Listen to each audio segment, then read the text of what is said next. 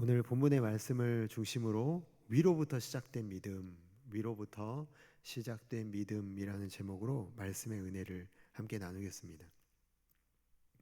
요즘 제가 눈이 좀 많이 안 좋아진 것을 많이 느끼게 되는데요.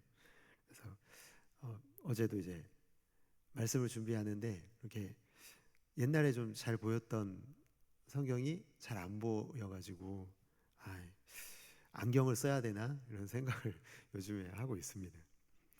그래서 이제 안경을 쓰면 어떤 기분일까 싶어가지고요. 제가 이렇게 주변에 안경 쓰신 분들에게 안경을 빌려서 써봤거든요.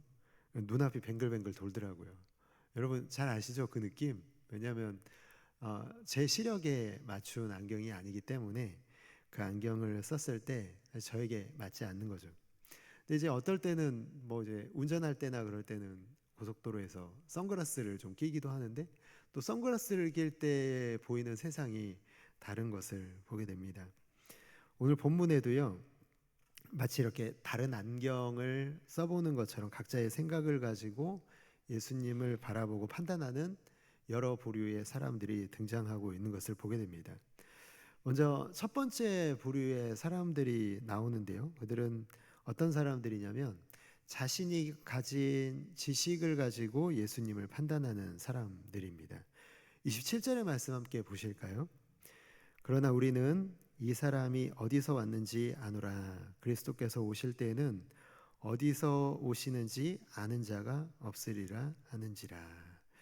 이 사람이 어디서 왔는지 아노라. 이것은요 무슨 뜻이냐면 이 출생지에 대한 예수님의 출생지에 대한 지식을 갖고 있는 사람들이라는 의미입니다. 지금 예수님이 계시는 현장은 예루살렘 성전이잖아요. 근데 이 예루살렘에 있는 수많은 사람들이 지금 절기 때문에 모여 있는데요. 아마도 이제 전 세계에서 모여든 수없이 많은 사람들로 인산인해를 이루고 있었기 때문에 그 중에는 예수님의 고향이었던 갈릴리 나사렛 출신들도 있을 것이고, 나 예수님 누군지 안다고. 예수님은 그 지금 예수라고 불리는 이분은 목수의 아들 요셉이라는 목수의 아들이고 그는 지금 가버나움에서 가르치고 있는 사람이다. 뭐 이런 정보들을 알려줬을 것입니다. 그런데 이제 이런 출생지를 알고 이 사람이 이 예수라는 사람에 대해서 이 정보를 알고 있기 때문에 받아들이기가 어려운 게 뭐냐면은 당시 사람들은 메시아를 신비로운 인물로 생각하고 있었다는 것이죠.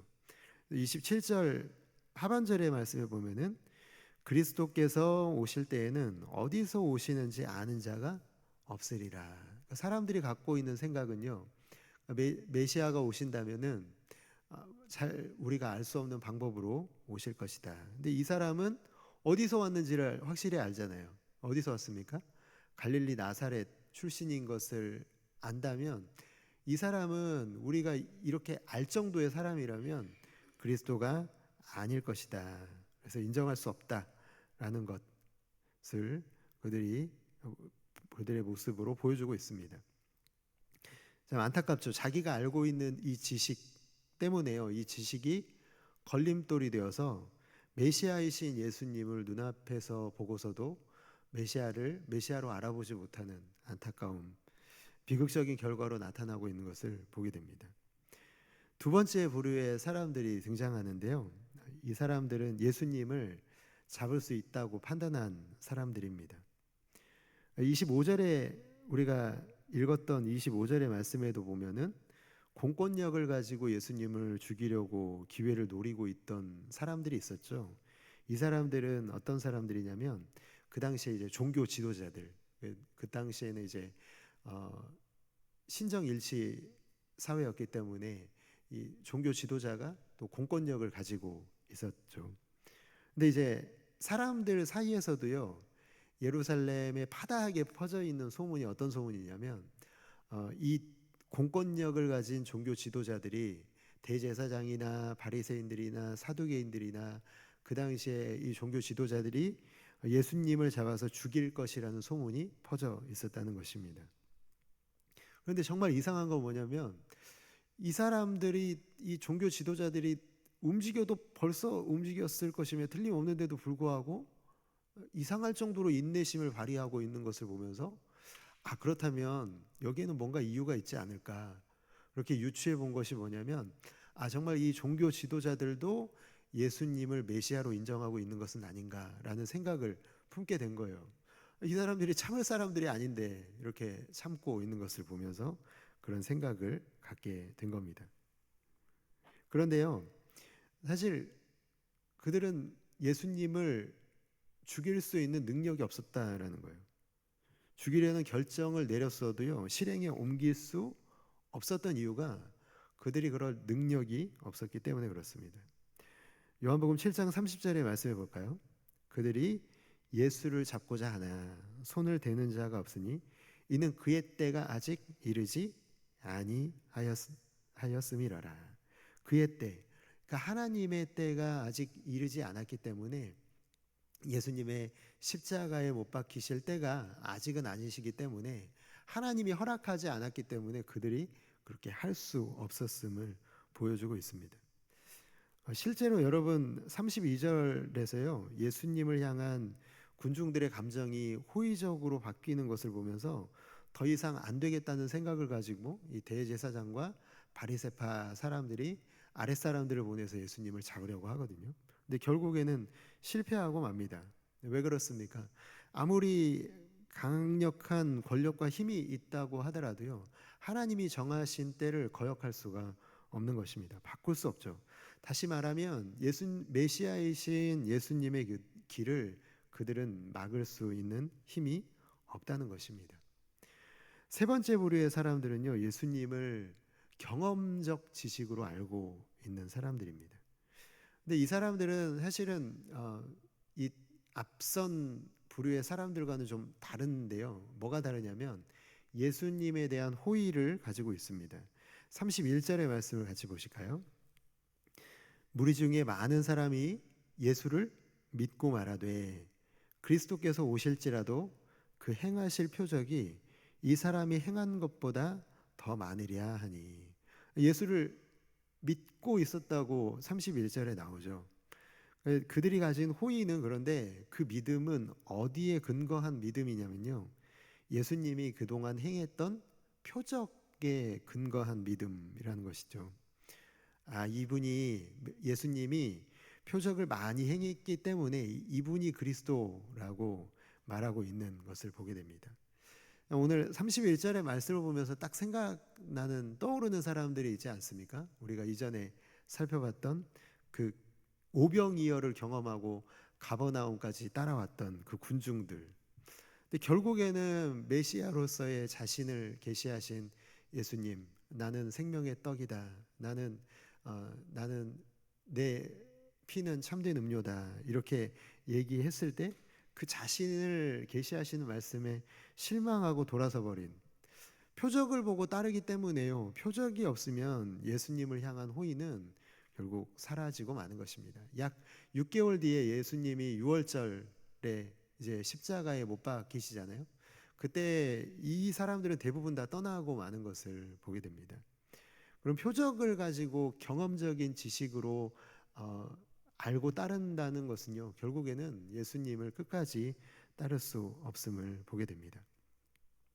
결국 여러분 자신이 가진 지식으로 예수님을 안다고 생각했던 첫 번째 부류의 사람들, 자신이 가진 힘과 권력과 능력으로 예수님을 잡을 수 있다고 생각한 두 번째 부류의 사람들, 자신이 가진 경험적 지식으로 나는 예수님을 믿는다고 생각한 세 번째 부류의 사람들, 결국 이들의 생각은 착각에 불과했다라는 것입니다.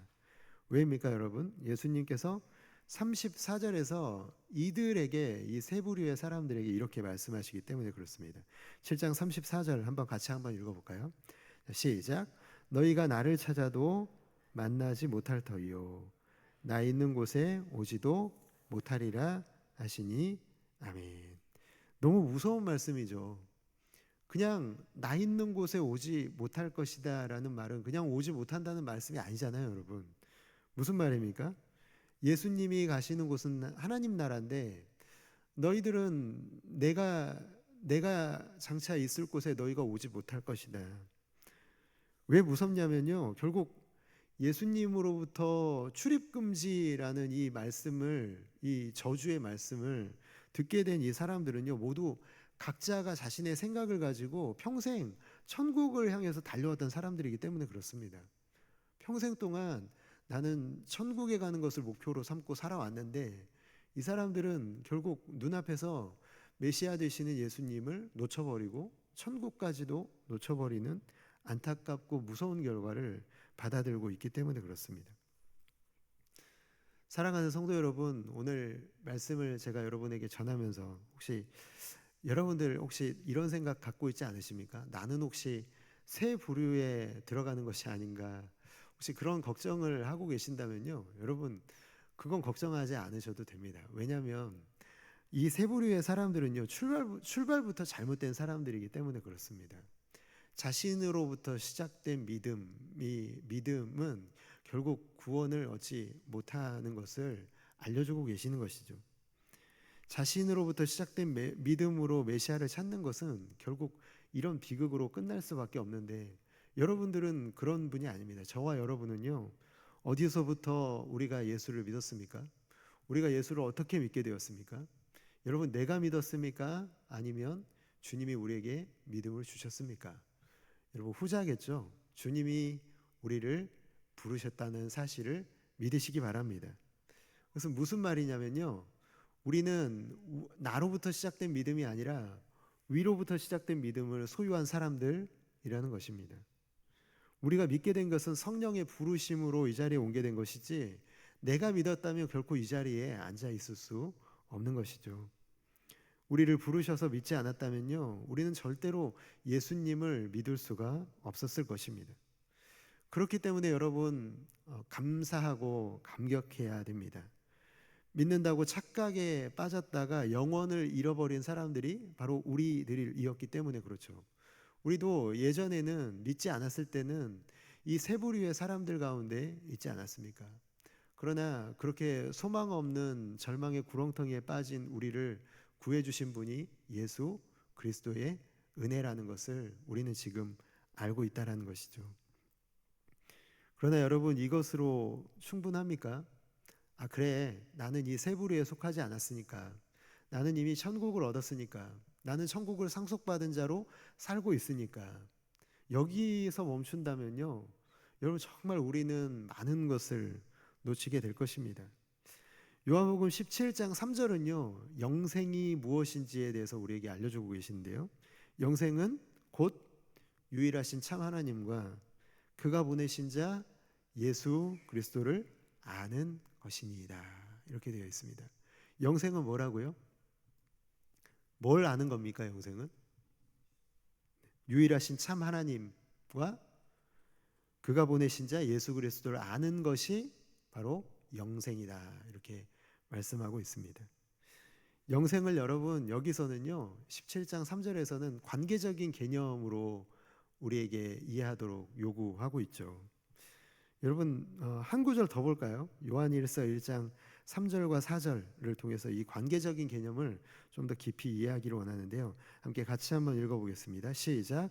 우리가 보고 들은 바를 너희에게도 전함은 너희로 우리와 사귐이 있게 하려 함이니 우리의 사귐은 아버지와 그의 아들 예수 그리스도와 더불어 누림이라. 우리가 이것을 쓰면 우리의 기쁨이 충만하게 하려 함이라. 아멘. 사랑하는 성도 여러분, 우리가 뭘 놓치게 되냐면요, 우리가 그냥 지금 이 상태로 나는 만족해라고 생각하게 된다면 주님, 이 기쁨을 놓치게 될 것입니다. 어떤 기쁨이냐면 사귐의 기쁨을 놓치게 될 거라는 거예요. 여러분, 정말